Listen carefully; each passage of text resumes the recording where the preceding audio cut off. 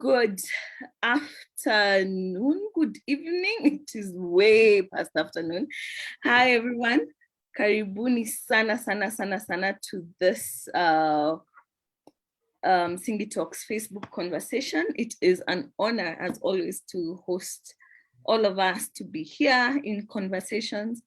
And today is a special conversation because I'm here with people who we work together with, who we partner with in the community. I'm here with people who I've learned from. I'm here with people who have really done a lot for community work, and I'm here for we work together with, who we partner with. I don't know why I'm hearing myself. Because that one is live. So I had myself again. I do not want to hear myself. So, but karibuni sana. So we will start with introductions. I'll start with Gloria. Gloria, please introduce yourself. Hello, my name is Gloria Mnyasa. I'm a first year in Maseno University taking political science with IT, and I'm a member of a community. Yeah. Which community are you a member of, Gloria? A Kenyan community. All right, so we will explore more about that. Karibu sana. Buken. Thank you so much, Carol. My name is Buken Onyango. I'm also a student of the nature and the community. I'm a co-founder of Mashango organization, and I just love being part of a noble community here in Kangware and Dagoretti. Yeah, I'm excited with this conversation, and I'm hoping all of us by the end of the day, we can be together and work together. Thank you, Carol. Asante sana Buken. Isabel? Hello, everyone. I am Isabel Opondo, and I work for Msingi Trust. We work in Dagoretti area, and I'm an avid book lover. So this conversation is very important to me. It's personal to me. And I'm excited to be sharing the love for books, not only with people who are here online, but also with the people in Dagoretti. Karibu sana, Isabel. My name is Karonganga. I am part of the Msingi Trust team. It's always an honor to host these conversations, and today it feels like we are having an in-house meeting, and then we are asking people to come alongside us, and also having a meeting with some of the people who we work with, especially Maisha Yangu organization, and the dreams we share together of working together. So I, as I said, part of the Msingi Trust organization, I will play a video to introduce who Msingi is, and then we can go straight into the questions we have. Please remember, if you have something, a question, a comment, if something stands out to you throughout this conversation, please share it in the chat, on the Facebook live chat, on our pages, and we'll share it with the panelists.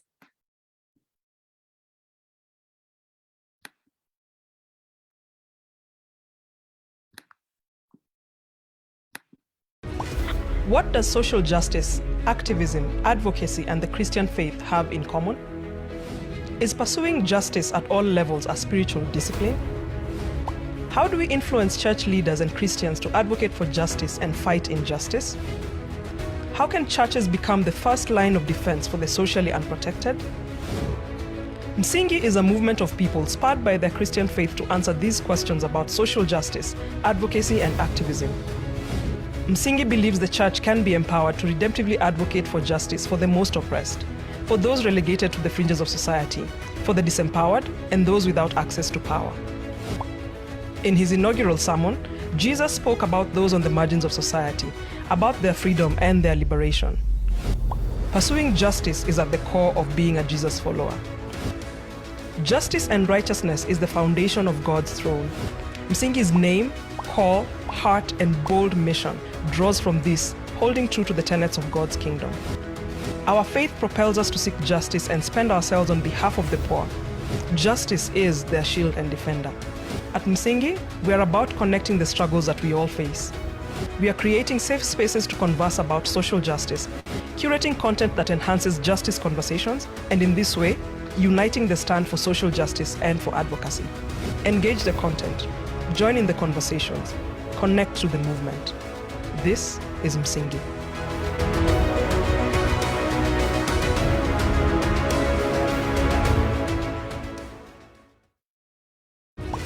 What does social justice?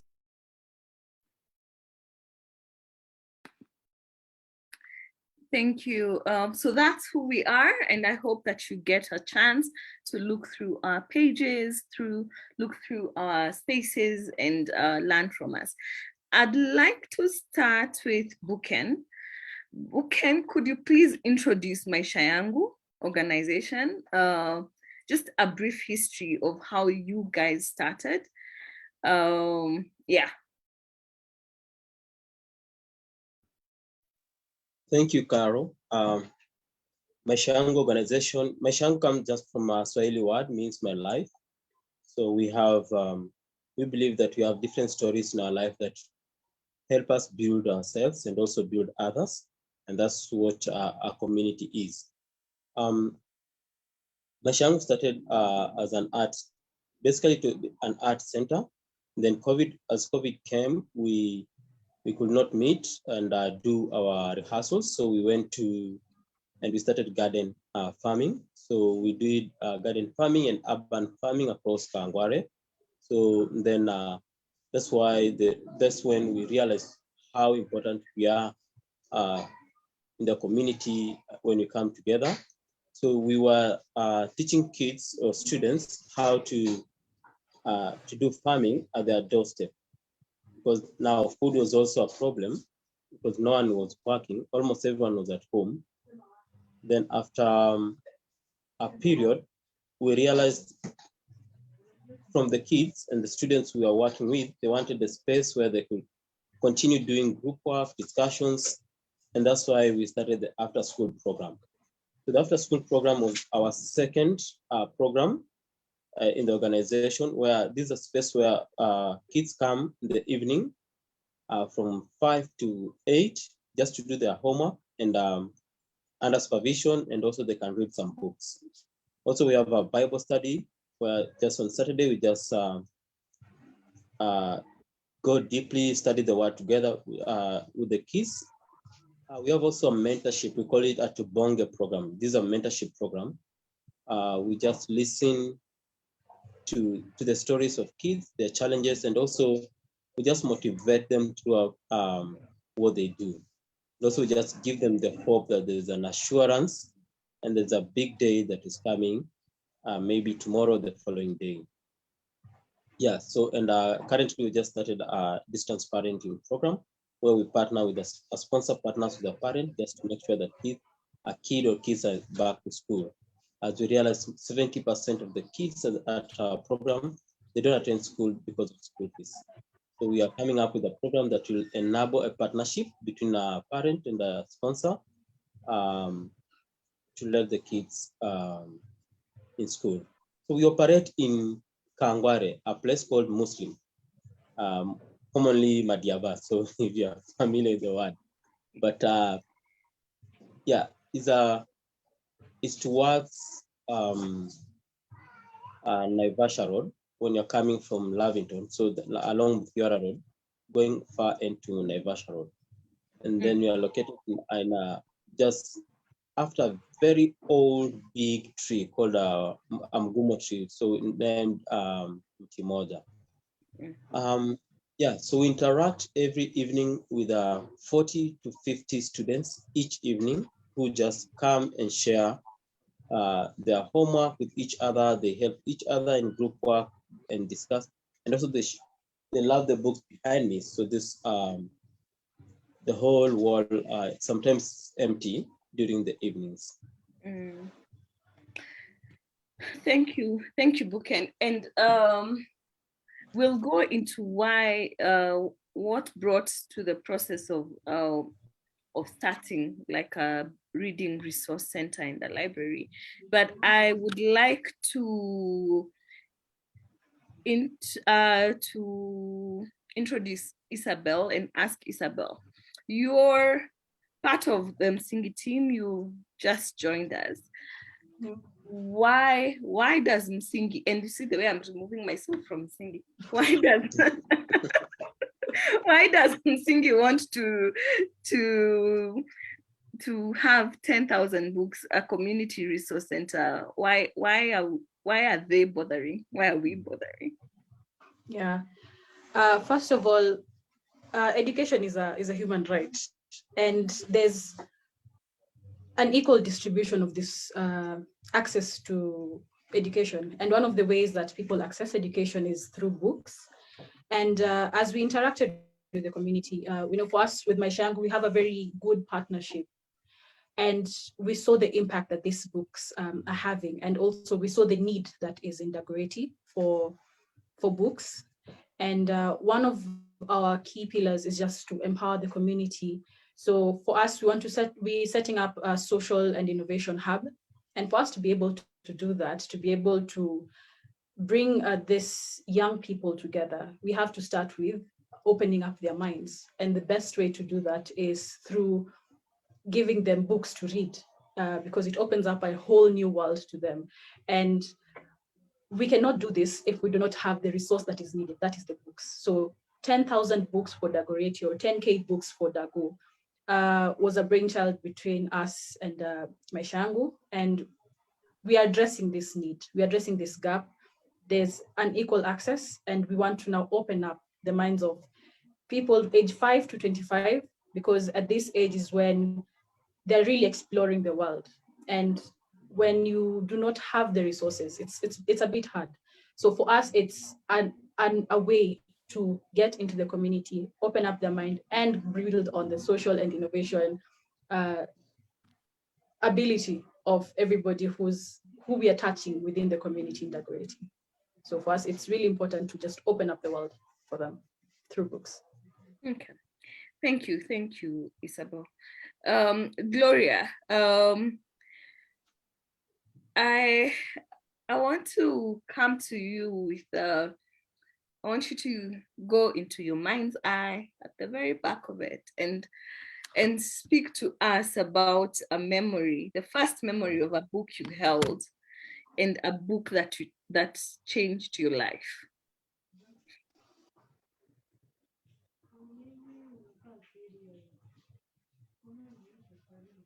Gloria, are you here?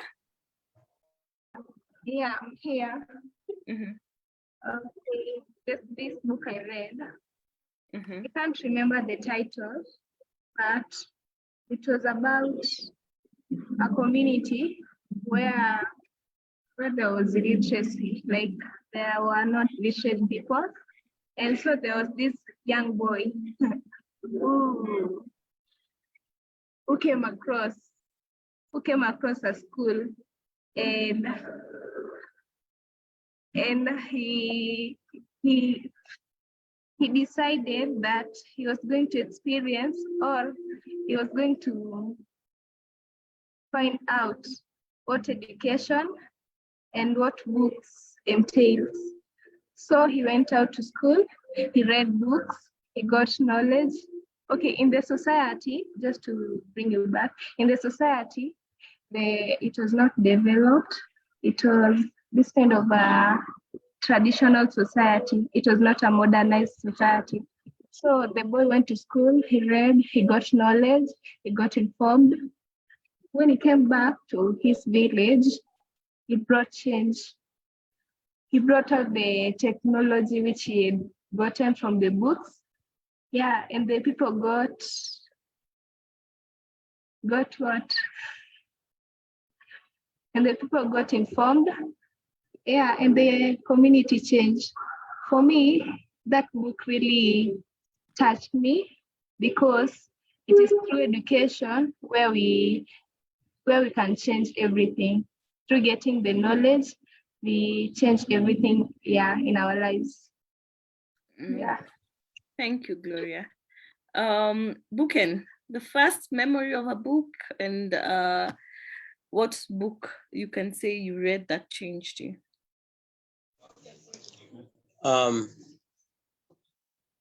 I started being a fan of a book when I'm just a grown up. So one of the book I love mostly is The River Between.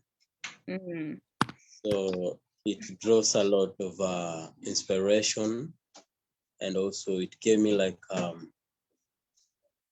the mapping of the writer. It was just like a lively book when reading, and explaining how one region to another.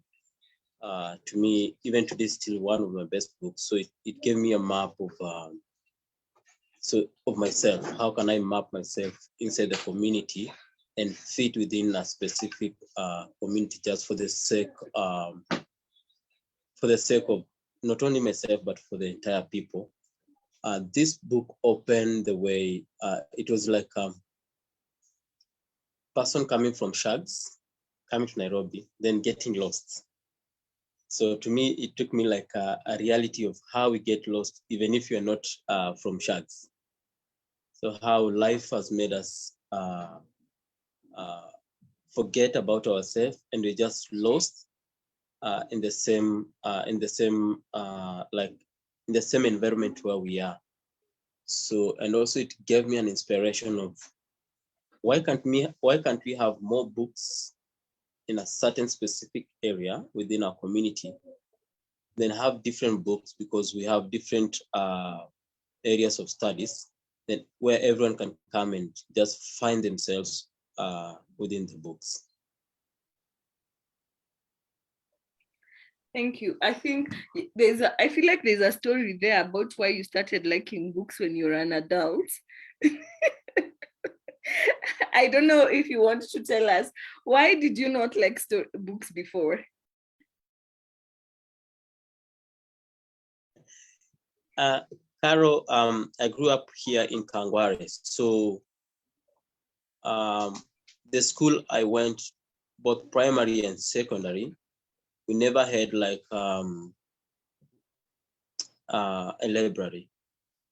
So the books we were reading, the assignment books. So you need to go and look for a book, copy your homework, and rush home early so that you can finish your homework at home. So to me, that's not reading. So this was like fitting in a teacher's system. So, but back in high school is when I started reading, and that. But I was just reading because of the examinations. So after high school is when I got the interest. I remember I used to go from here to maybe town, Macmillan Library, just to have like to do my homework or to read during the school days. And this triggered me a lot. Why am I reading? Am I reading just to pass examinations? Am I reading to, is there motivation? So, but the key motivation at that time was just for me to get an assignment done, not to be punished. Then later on is when I decided to say, hey, I want to find some few answers that people have hidden in these little pages covered with sometimes hard covers. That's when my interest came in starting reading. But all the way when I was growing up, we never had like a library here in Kangware. So the nearest library was in Kangemi.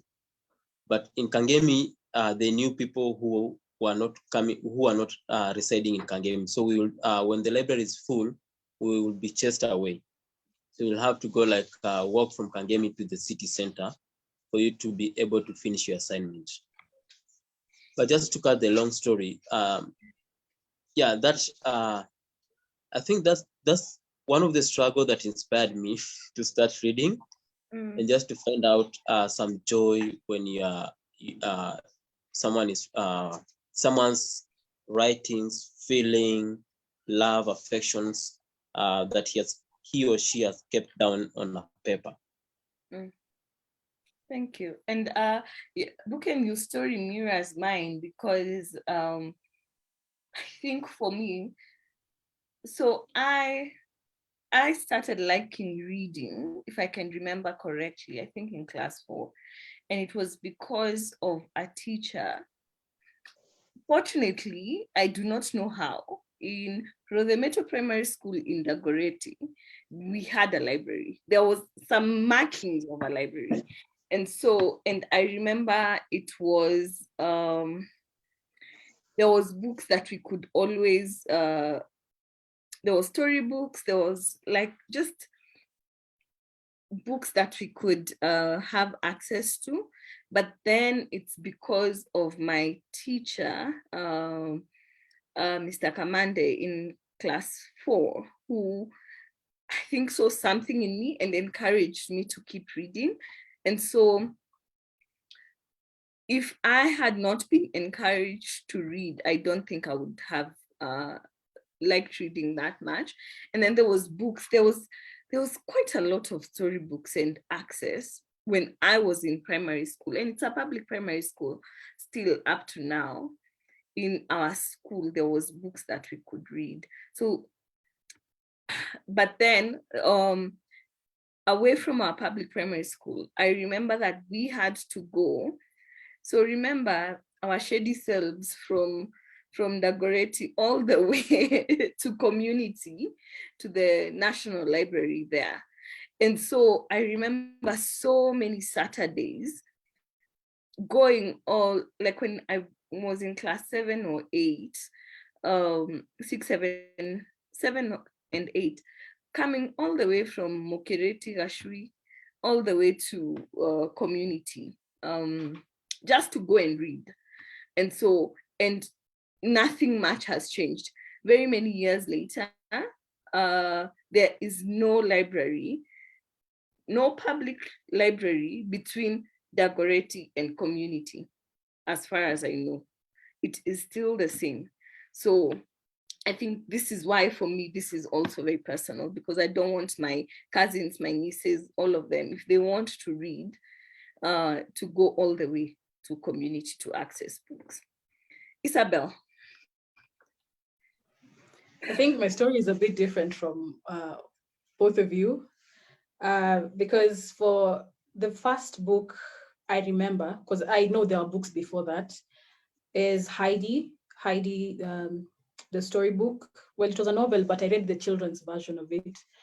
And it just resonated with me. So I read that version and searched for the other versions. I tend to have that habit. I read like 10 versions of the same book just to see what different ways it can be presented.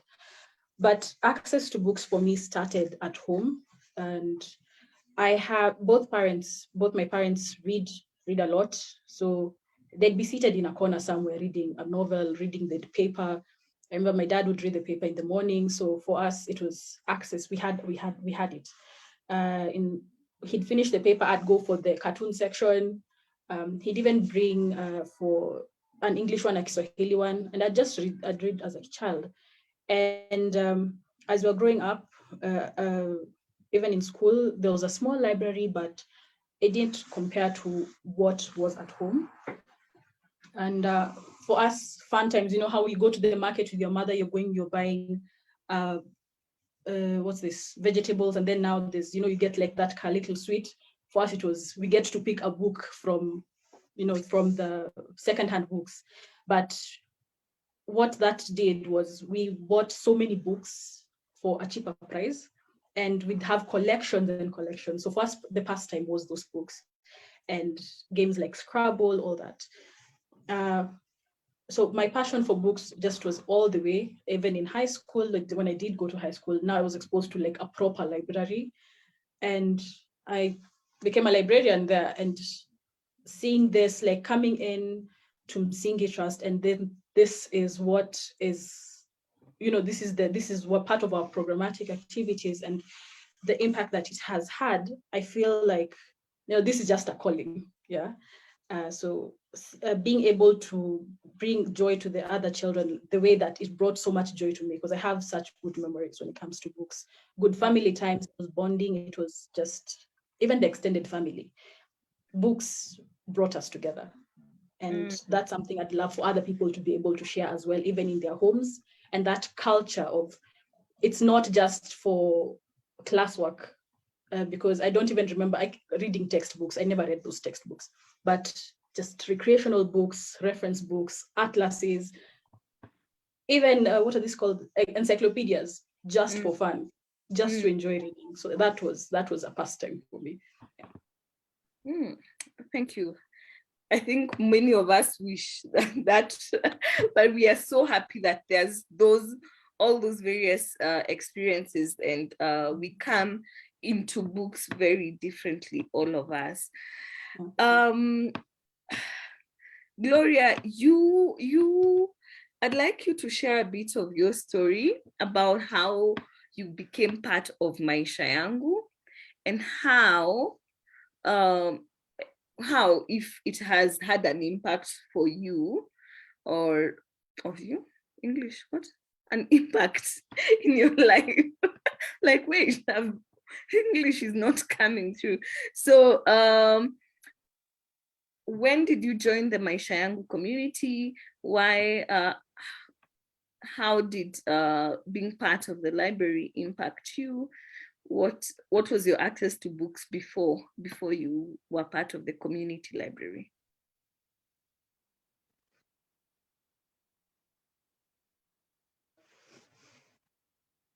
I joined Maisha Yangu during the COVID-19 pandemic, that is in 2020.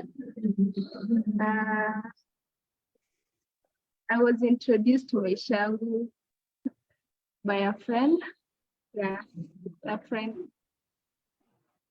In Maisha Yangu, the Maisha Yangu.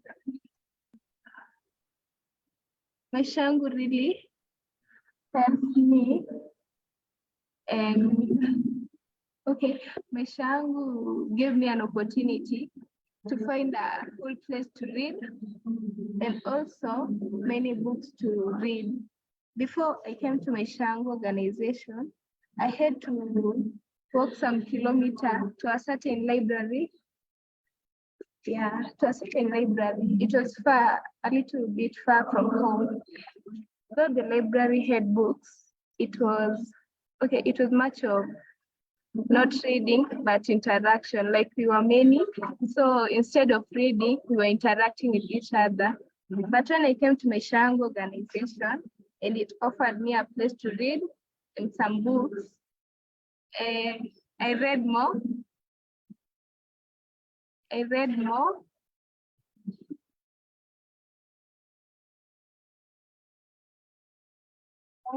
And got introduced to many books. That really helped me a lot. Yeah. Thank you.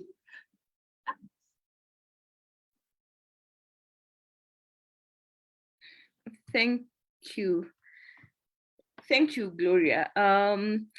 Buken, from your experience with Gloria's story and how she came into the organization, I am sensing she's having some difficulties with sound. Could you maybe tell us how she became part of the library, and also what we can see so many books behind you there. How did you start in the collection process of the books? Yeah, I'm so happy today to share a platform with one of the, I can call not a student, but Gloria. So let me admit that when Gloria came, she was very shy, and if I remember, even speaking to people, it was like they're like forcing her something that she doesn't want to do, and so silent, reading and no interactions. It to me, it was like she's just alone in her own world. So that prompted me to start now having few conversations with her. To those kids that they joined the organization with Gloria in 2020, 5 of them are in campus now. So we are happy for that, and different campuses pursuing different fields. So so we started with no book, no chair, just a garden. That's where we started with, where we are farming. That's where we could stand beside the kitchen gardens and read a book, share, and go home. Then we got one room, one big bench, and the kids started enjoying sitting just on one big bench and reading. And later on, so we noticed now, we do not have books. So we cannot wait for everyone to be bringing their own books. And sometimes the ones with the book will not come on time. So that gave us an interest on starting a book drive. I met a friend, Isiati. I met a friend, Alvin, when they were doing a community project through the training of TLX, Teula Leadership Experience. So when they came and saw the space, Alvin and Alvin, Sue, Misiati suggested we can do a book drive for this project, just for the kids to have some books to be reading, to have just something when they come, they can, even if they do not have homework, but they have something somewhere they can relate to as a book. So we did our first book drive with them, and it was so happy to have more than 800 books stocked here behind us, and a couple of computers through such network. It means a lot to me. It means a lot to us as an organization. It means the whole world to our community, where they can kids, they can just come. As you can hear the background, they're now going home. They just finished studying. So it means a lot to all of us to have a center within a community with books, with computers, with internet, where they can explore themselves. As I said earlier, I found myself through books. So, and if such thing can happen to even more people and more kids as they continue to grow, to me it is something that is very happy. The library means a lot, means a big deal in our community. Is an inspiration to kids who they can read stories of other people and relate to their own stories.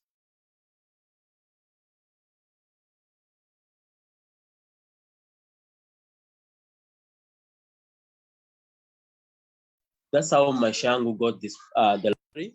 And now this is the second book drive. It means also a lot, as we'll have, as the number every day continues to grow, we also need to have more resources to accommodate almost every kid that will come at the center.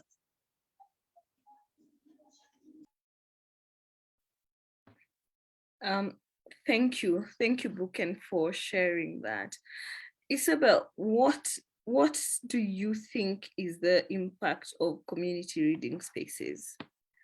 And I'll ask you and Gloria to answer that. What's the impact of community reading spaces? Community reading spaces have, I'd say, in my opinion, 3 huge impacts. Number one, first of all, is it means that children, the people around can read these books. They have a safe space. They do not have to travel very far. And also some libraries, as much as the public, you have to pay to get in. But if this is, a free space, it means that whether they have the money or not, they can get these resources and access these resources. Another thing, actually Gloria mentioned it during the days she was going to the alternative library. It was, you get to interact. And especially from Msingi, for us, the library is part of our social and innovation hub. What we want is people to share their ideas. So, you read something, it opens up your mind, you get a thought that you want to share, something you may want to implement. And that is something we want to encourage, especially with innovative ideas. And that's why even for us at Msingi, we are looking at the book studies that we already have, the books we are reading, what discussions come out of them. We'd like to create a safe space for that to happen, even for people who are much younger. So you're being introduced to books, it's opening up your mind. And then now you actually put your thoughts into action. So it's not just you have an idea, you sit on it, but you have an idea, you're looking at what's around you, what the possibilities are, what this book is opening up. And you're saying, this is something I can do, this is something I can implement. So having this space to be able to carry it out is something that is very important for the present and even the future of the people who get to be part of this, the beneficiaries especially. So, and then the third one is interaction beyond just growth, getting to know each other. Right now, when we look at a lot of the mental health issues that people are facing, we've really reduced our interaction, our human interaction. So having this social space, the community reading spaces, means you may be lost in the world of this book, but there's somebody next to you, and you feel like you're part of a community. So that's also another benefit that this is going to achieve. I like that. You may be lost in the world of the book, but there's someone next to you. I love that. Thank you. Yeah. Gloria, what is the impact of community reading spaces? Carol, can you please pardon your question? What do you think is the impact of community reading spaces? Why are they important?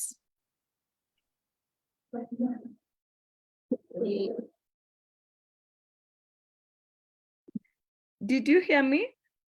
No. What is the impact of community reading spaces? Why are they important? Community reading space? Yes. For me,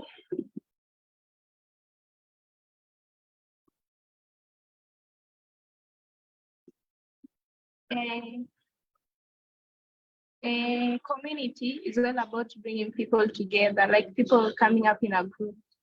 So community reading space will help the people of the community to interact with each other.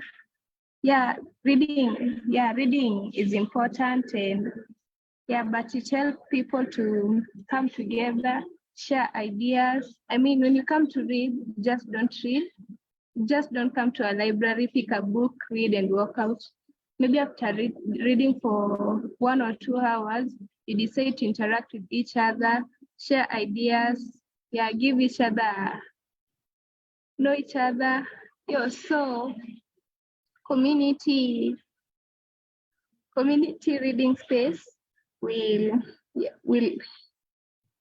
help bring more ideas and share the ideas that each and everyone has in the community. Yeah. Thank you. Thank you, Gloria. Buken, do you have anything to add on the impact of community reading spaces? Caro, me and you, we are fighting for justice, even if it can be in different fields, but so there's a lot of injustices in our public school. And that's why we have a lot of small private schools in every corner of, mostly in the slums, because I feel like the government has not done enough to invest into the public schools. So a space like this tends to bring quality to the community. It's a free space, a free cup of uji, a free tutor, a free internet, and these things you cannot just find them out of a normal community, or out of just any other community, but it needs people who are passionate, dedicated towards seeing a community growing. Then also there's so much joy seeing people like Gloria, who never hoped of going to campus, being there. Every day when you interact, she's smiling, she's happy. Then there's that diversity of where you come from, where I come from. Then we meet in one center. We might be in different schools, but the goal is what you're learning in your school and what I'm learning in my school. When you come up in a central place, we share the ideas together. Then we start creating our networks within that center, that space. So we don't need to go until we are grown up, like me and Caro and other people, so that we are struggling to get networks, but we start building networks at a tender age in such spaces, in community spaces. And this relationship goes a long way. So to me, having a space like this one, it means a lot in Dagoretti. And it means that when you give a timeline in the coming future, we'll have a big number of impact, a big number of people, youth, kids, and teenagers who will be understanding. Some will be able to understand and come with solutions to some of the challenges we are facing as residents in Dagoretti. And yes, injustice, one of the markers of injustice in our community is really when there's no public utilities, and then also now when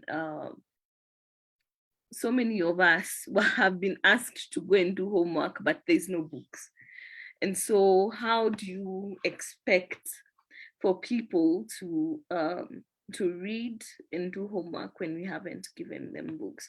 And so community reading spaces are a place of liberation, a place where we can emancipate ourselves from mental slavery, as a great singer told us. Yeah.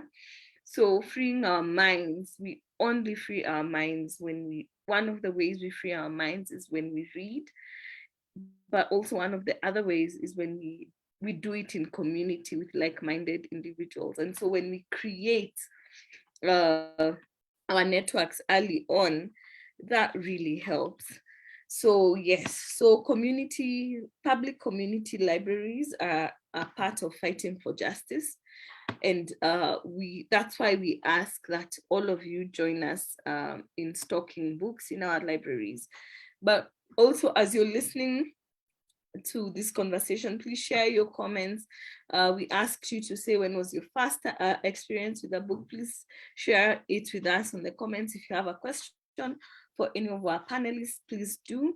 If you need to come back and listen to this conversation again, please do so.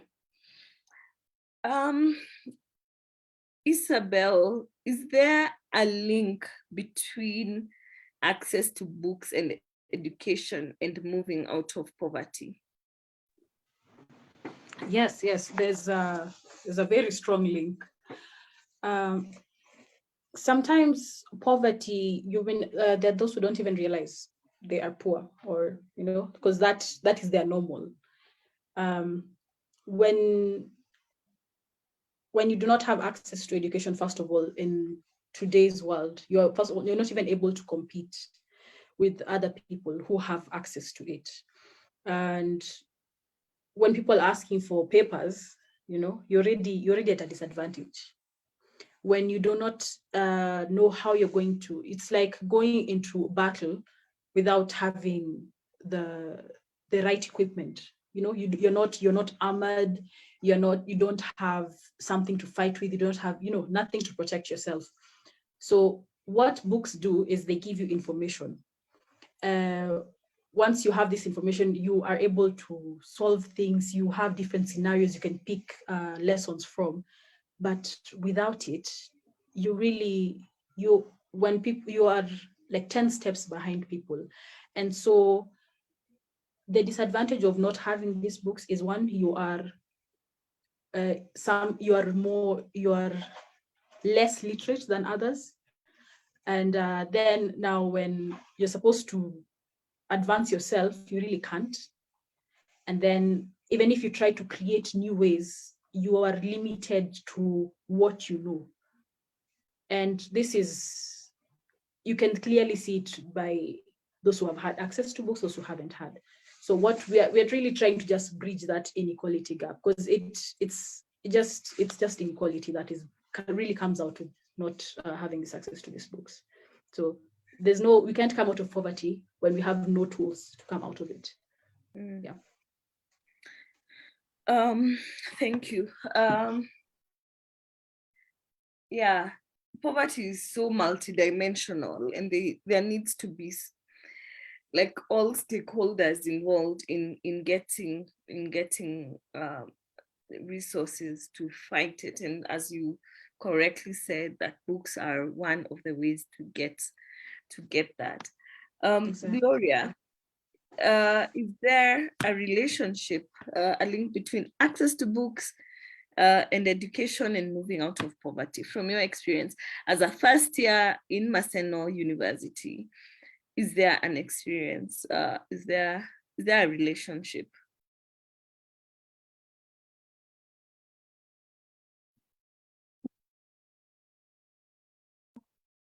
Of course, there is a relationship.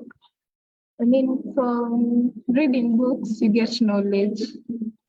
From getting knowledge, your mind widens up, or let's say it opens up to many ideas.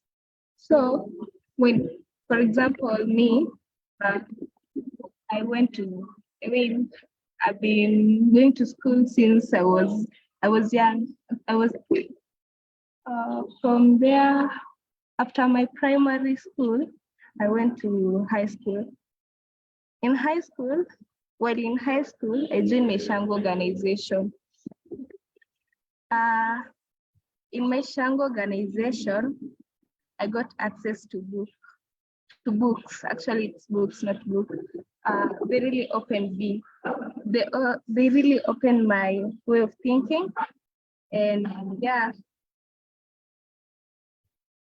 And through education, I know I'm going to get out of poverty. I mean, people say that through education, no, after school, we go to school so that we may get employed. Okay, that is not the real thing, but after getting the knowledge, you may have the idea how to improve on your social standards or your economic standards. Through getting knowledge, you may know how to cope up with the community and maneuver and get, let's say, salary or something like that. Yeah, so through education, people will get out of poverty and change their lives. Yeah. Thank you, Gloria. And that is the story of many of us, is that education has been our way out. I think has been my way out. Access to books has opened my world into to possibilities, brought me into a world that I never imagined that I could be a part of. Yeah. And so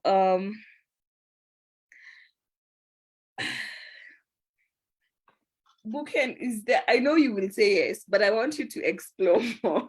Is there a link between access to books and education and moving out of poverty? And if possible, is there a personal story of yourself that you could share with us?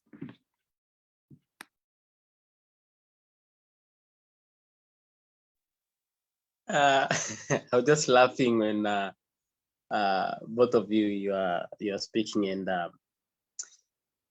yes, but I like to come with a different attitudes towards tackling poverty, education, and books. I do advocate for people to read so that they get employed, and you can hear it clearly from Gloria. But I advocate that you get this knowledge, you get these skills, and you put them down and employ people. And also allow people to understand that there's greatness when we just read. So also when I go back to injustices, mostly in education, is that the reason why we have public schools and with a lot of people is because those who have read and tested the goodness of books, they want more people to scale up. They want more people to scale down so that they remain in power, they remain in control, they remain to be there so that we become like their slaves. We work for them, we don't oppose them, we infringe with fear that we cannot do it. It is kept in our mind and stick from a tender age that we just need to read the textbooks, not the other books that people have written. And that brings that notion that a generational education broken system where we only depend on hand to mouth, or just depend to see what just ahead of just a little bit ahead of us, not just far away ahead of us. And to me, reading is dreaming while you open your big eyes. You see that future when you are reading. You see, you connect with the whole world just in a tiny room, in a slum like Dagoretti, in a small table, or just across a Mama Mboga kiosk. And that's something that we need to advocate for. There's something that we need to join hands to make sure everyone can access books wherever they are. Again, back to our public schools. If one class that needs to accommodate 30 students is accommodating 90 students, what's the message? If a library, as a big school, has only books that are only curriculum, what are we speaking? Another question is, these people that we vote for are the people that we have given the mandate to take the baton ahead of us. Their kids don't come to these schools. They're not there to hear the cry. Then we see them again after 5 years. What message do they bring? The message is very clear. You are uneducated. So unless you get education, you'll know how to vote it. That's the message they bring, but not directly. They bring indirectly. So to me, that passion, when we bring it to the young kids at a tender age, we are going to see a significant change in their mind, the way they think, the way they reason, the way they tackle their challenges and come up with solutions, and also how they can diversify it to others. Not only it means that it's me, myself, and I, but it means like it's us, ours, it's the community. So to me, the link in accessing books, proper education, not only just going to school through the system, proper education where skills are gained, but you're not passing through the system, is a way we can eradicate poverty, is a way we can change our slums into business hubs, into big hubs. So this is something that drives me, gives me sleepless nights. It's a passion within me. How do we get justice in our education system? Because that's the trick. And that's where we can pass our baton to the next generation. Thank you, Book, and thank you for sharing your heart and your dream. And yes, you've shared this quote with us before, that reading is dreaming with eyes wide open, and that not just the curriculum, not the set books, but other books that are not in your scope, books that as we said earlier, that books open up your eyes to other worlds, as you now are in a, I think Isabel told us that you enter in a new world. So books that allow us to go into new worlds every day. There's a question from Male, our dear friend Male. What tools can we apply in regards to CBC in community libraries? Maybe Isabel or Buken, because you've had experience with the CBC, you can answer that. What tools can we apply in regards to CBC in our community libraries? That's from Mali. Thanks, Male. I think one of the challenges we are facing in our library is how do we incorporate the CBC? The parents do not understand it, and they always send the kids here. So every day we have to be here a little bit earlier so that we can meet the parents, and at least in a day or in a week, we have 1 or 2 parents who will come and with the kids, and just they need to understand how they can help their kids. I'll say first we need to understand the system which is coming. So to me, my plea is to the government to enlighten us even more. Second, I like the CBC, but the burden it brings to the parent, that's the challenge that it comes with it. Personally, I'm a parent of 2 kids in CBC system. So as you're speaking now, I need, when you finish, I'm going to see the homework and do the kid the homework. Some things, they cannot be bought here in the slum. Some things are not available in our shops. So if the government can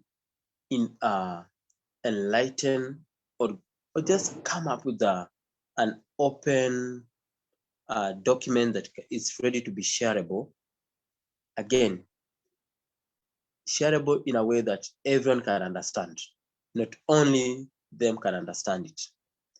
Then lastly, I think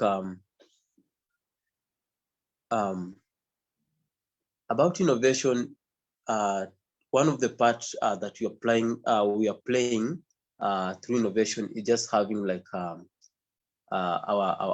our installing our computer library with more computers and also with internet, so that the kids can also find the solutions online, and also they can share through different platforms on how people are going about the CBC.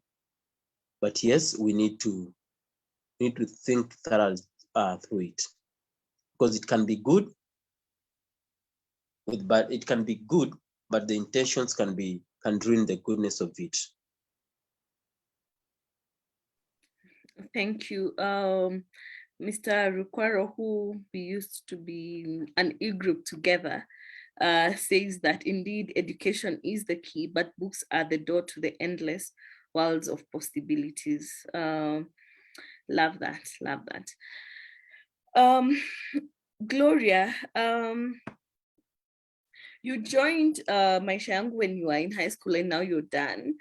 What difference would you say having access to books made in your overall academic performance? If it didn't, you can tell Buken hakuna kitu iliendelea hapo, it's okay.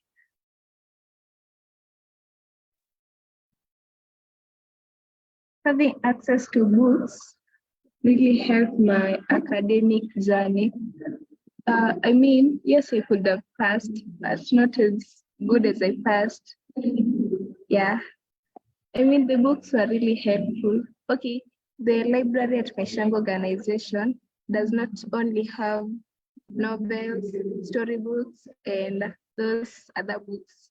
It also have syllabus books. So the syllabus books really helped me in academic journey. I mean, I could come in the morning, read.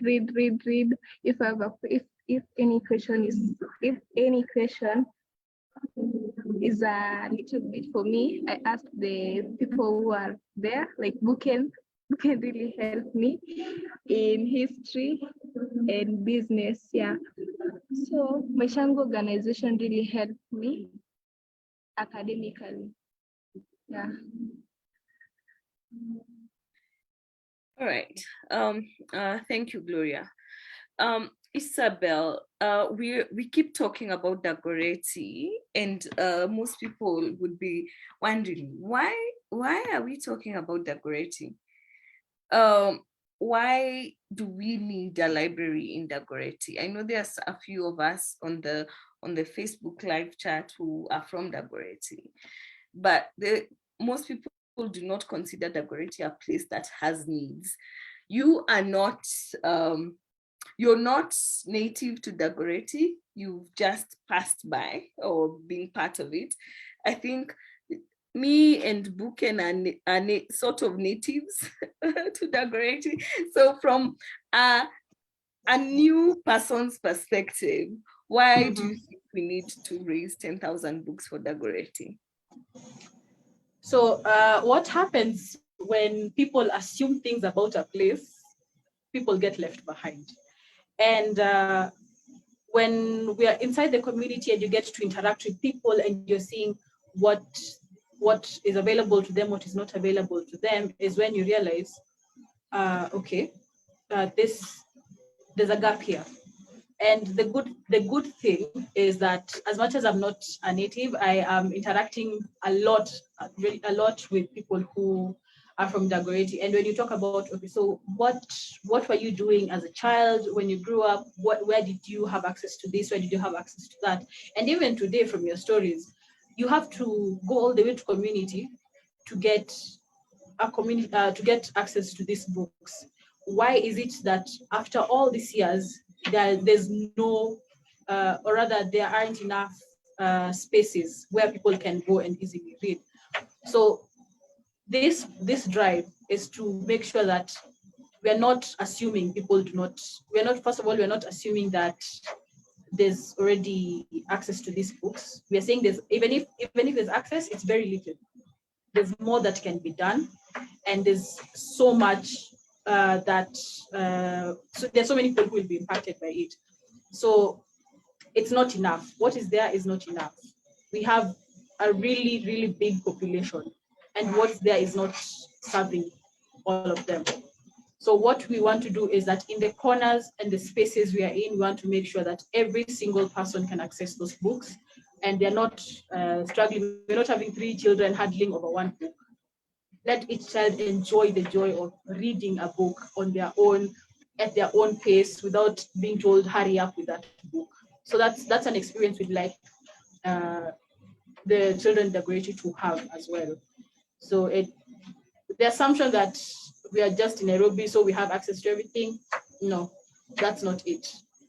We need to now open our eyes and see that there's still a lot of inequality that's happening. And this is inequality in terms of access to books. So it is very, very necessary that we have this drive within Dagoretti for Dagoretti. And yeah, we leave no one behind. That's the motto we are going in with this. Thank you. Let me ask Gloria before I come to you, Buken. Gloria, why do you think we need to find books to get 10,000 books for Dagoretti?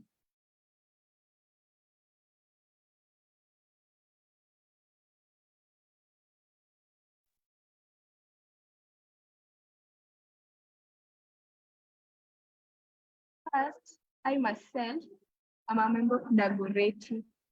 Yeah, and I've lived there for so many years. I've known Dagoretti in and out. Yeah, I know the struggles of the kids there.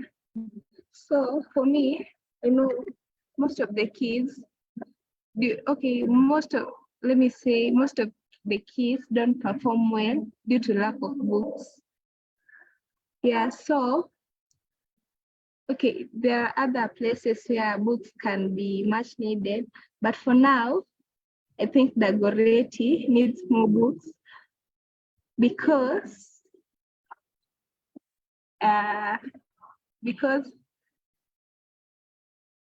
it's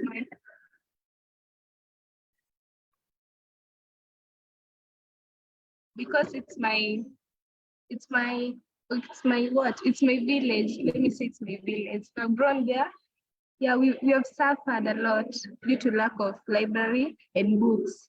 So I guess for now, let's do Dagoretti funds. Funds drive books. Yeah. Thank you, Gloria. Okay, why Dagoretti?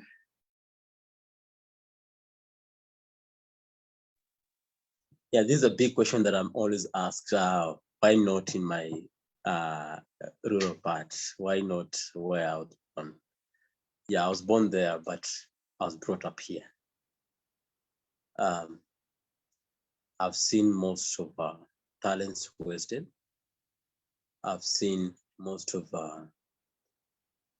books intelligence lost.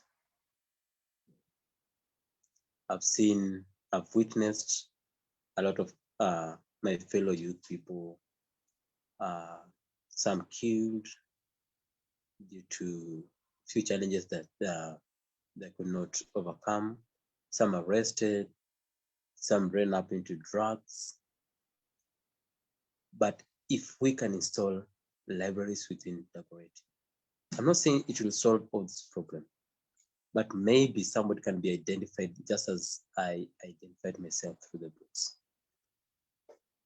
As Carol said, many organizations will run to other parts. They'll run to other slums in assumption that we here in Dagoretti, we are well off because we are surrounded by Lavington, surrounded by Mountain View. We are surrounded by a little bit posh places, but in the middle of those posh places, there is a need for somebody to read. There's a need for somebody to reconnect. There's a need for somebody to coordinate his mind within the community. And that place can be a community resource center where there's a book, there's internet, there's a computer. Dagoretti, we need to change the notion that is found in Dagoretti. Not everyone in Dagoretti is idle. There's a reason why people are idle, because the resources are scarce. The resources are not available to us. So we need to bring these resources.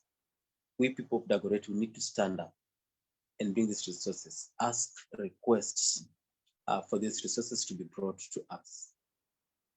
Not only for the benefit of our communities, but for the benefit of another generation that is coming. Even if we cannot tire up to ask, then let's buy, let's join hands, let's install these libraries. There must be somebody who will come out of these libraries. There's somebody who is coming out of these innovation centers. That if not for these centers, he could not have identified himself anyway. So you see the impact that it will bring. And we're not saying that it's going to be a heaven for everyone. Not all of us are book readers. But imagine if we can motivate people to be book readers. So the reason why I say this book drive is important for Dagoretti is because we have been left behind. It's a high time that we stand strong and we stand on our feet to see Dagoretti rising again.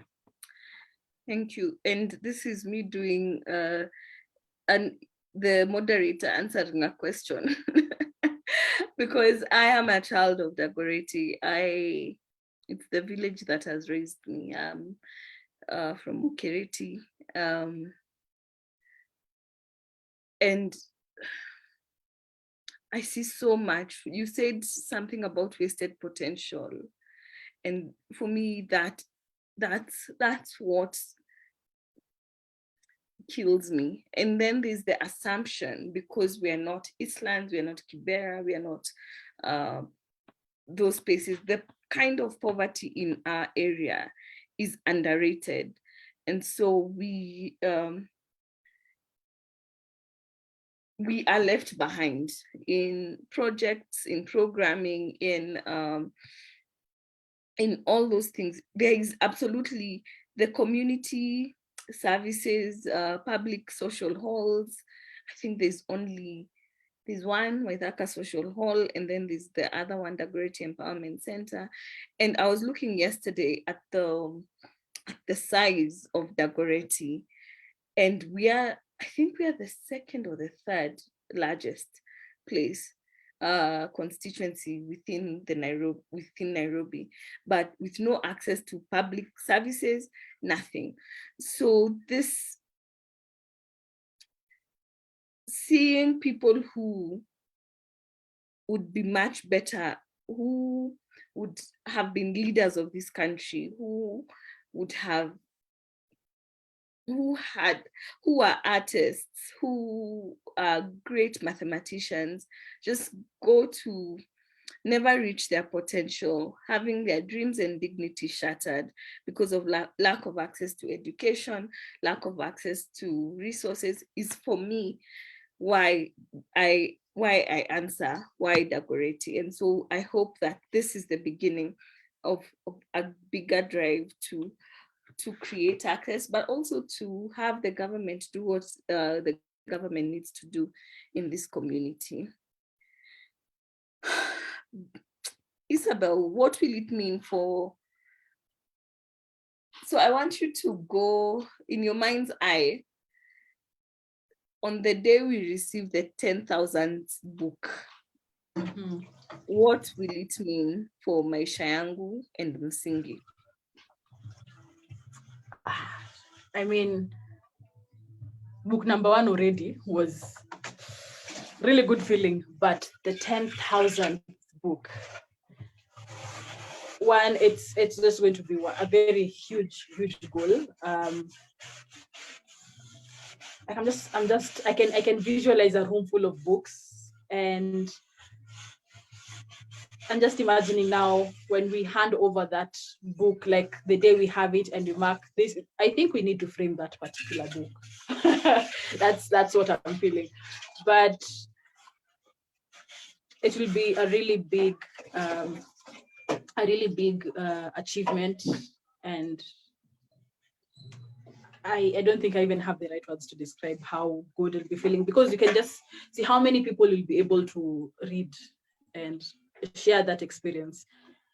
And yeah, it'll just be transformative. That's how I feel about it.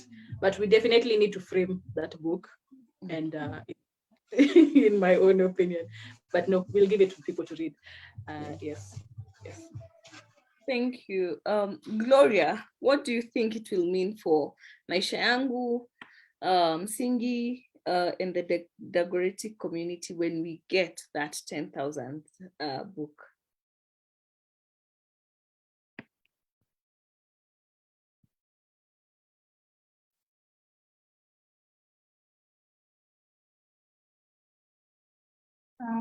When the 10,000 books are found, it will mean more children getting access to the books, to different kind of books.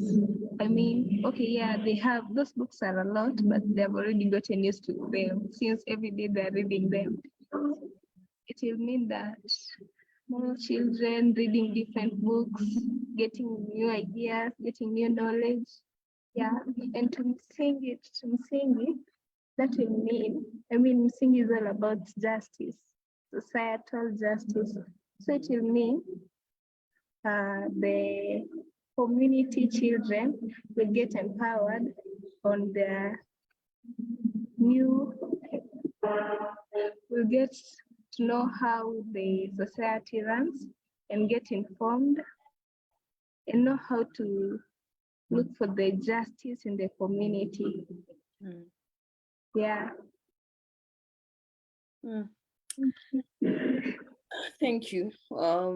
And what a beauty that is. Like, I was like, yes, yes, yes, yes to everything. Yeah, That, it will be, mhm. it's really great to have so many books Yes. around Dagoretti. It will be so awesome, yeah. Yeah. Having a library of our own. I mean, there is a certain library when I go to town, a big library, it's well organized. I'm always admiring it. So it will be really nice if the library at Dagoretti meets its standards. Yeah. Mm. Gloria ushaanza kutupatia kibarua ya like, and even dreaming and designing about how it should look like. Sawa, challenge accepted. Challenge accepted. Okay. Thank you. Buken, that 10,000th book, what will it mean for you?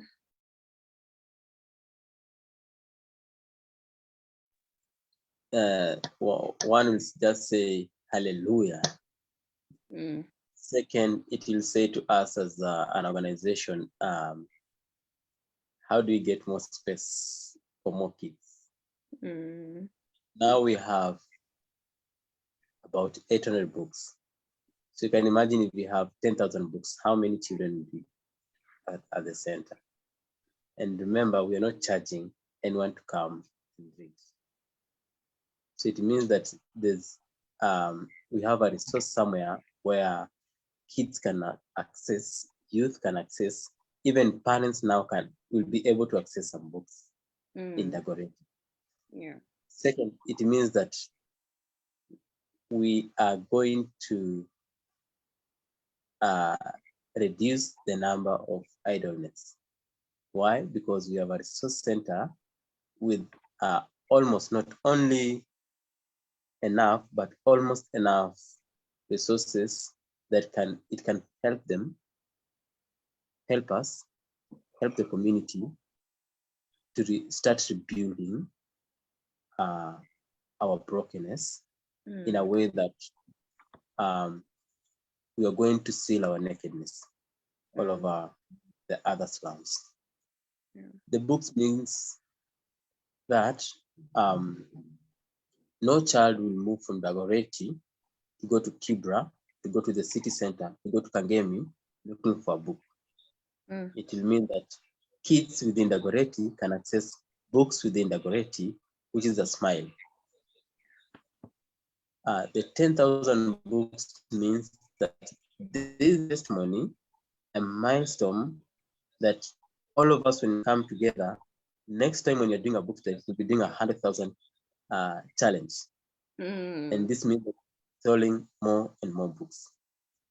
Guys, I trust you all that we can reach these books within the next few weeks, because there's greatness in the testimony that is going to come out of these community centers. Imagine if we have more people like Gloria who can testify and have confidence to be a panelist, and who had never had in mind that he never step out of Kangware, interact with people out of Kangware. So imagine how much people will have to communicate, not only in Kangware, not only at Maseno, not only in Kenya, but beyond Africa. people who are going to carry Dagoretti to the rest of the world. With these books, every day when they'll be opening the books, they'll be dreaming and dreaming and dreaming of a more safe and better place in the world. So to me, this challenge, it means a lot to the Dagoretti community.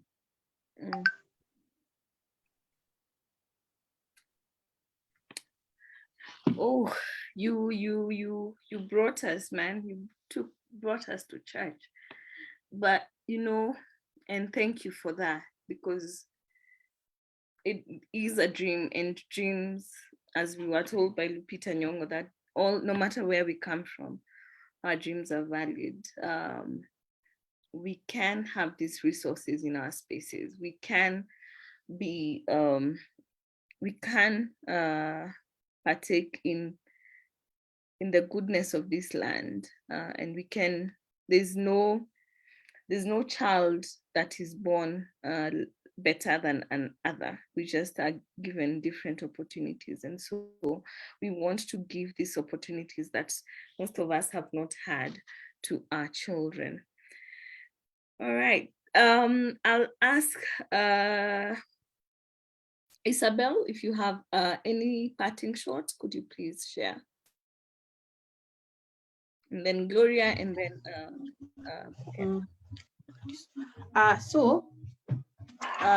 actually, yes, I just like to say that this is really personal. Sharing books, sharing knowledge, sharing. It's a world I'd love for others to have a chance to experience.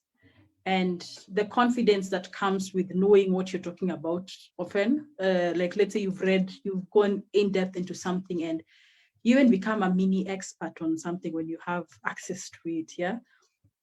When you stand in front of a crowd and you're able to talk about something with confidence, I'd love to see that for people. I'd love to see people who are not feeling like they are not worth it because they do not have the same things as others.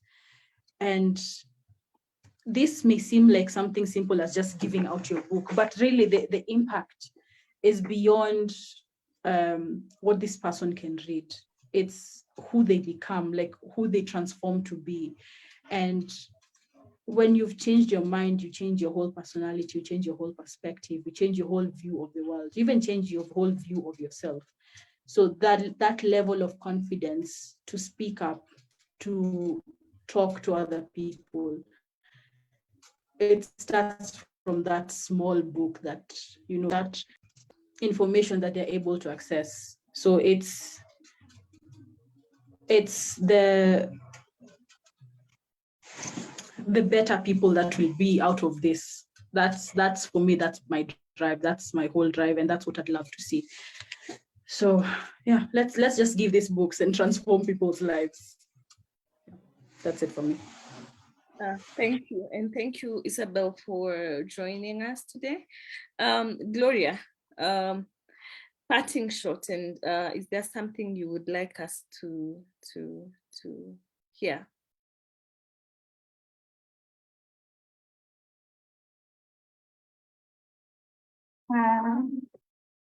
First, I'm really grateful for being part of the group. Yeah, and the book, about the book saying, books is all about knowledge. It's all about knowledge. My view, that is. So I'll be really happy to see many people, and let's say many children, who have read so many books, acquired knowledge, and stand out in the community, change out their community, change out their life history to becoming great people in the society, starting with me myself. Yeah. Thank you. Thank you. Thank you, Gloria. Buken, any parting shot? I think let the world know that Dagoretti is not a home for second-hand citizens. We also need to be in the first hand or the first class of citizens. So It means a lot when we get these books. It means a lot that in the coming days, we're not only to be remembered, but you're going to rewrite the histories in the walls of Dagoretti and the world. Yes, Justice, I agree. Justice. And if there's justice, there is love. If there's justice, there's equality. If there's justice, there's an amplified faith in each one of us. There's justice through the little things that we do. It means that the world tomorrow should be a bigger place for everyone to live in. So a book that you have in a shelf that you're not using is a book that you need in our shelves for somebody to use it. If you do not have a book, you can see our posters, contribute any amount, or if you see your amount will not be used the way you want, get to a bookshop, buy the books, call us, we'll collect the books. There's a future, there's a promising future, there's an independency of justice that we are coming to create, and we are creating in Dagoretti. So justice and justice every day to be just justice. Oh, thank you so much, Buken. Wisdom galore. And yes, we will look through Maisha Yangu Msingi Trust. I've also put the details on the live for how you can drop these books. But yes, we are accepting books. We are accepting, let me confirm what kind of books we are accepting. We are accepting textbooks, storybooks, magazines, novels, memoirs, Bibles for children and youth aged 5 to 25. We also, if you have shelves in your house that are good quality, and that's also another thing, please give us things that you would, it is not a place to discard, but a place to share, yeah? So please give us things that, that honor the recipients. Then, so the details for contribution have been put in the chat box, and they are all over in our Facebook and our Instagram pages. Once again, it's always an honor for me to host these conversations. It's an honor to be part of this community. Asante sana Gloria, asante Isabel, asante Buken, asante pia to Misiati and Brenda who go on the back end. Thank you all so much for your support. Please share this live with people. Share the flyers everywhere. We will have a book collection and fun day. Isabel, would you like to speak about the book collection and fun day?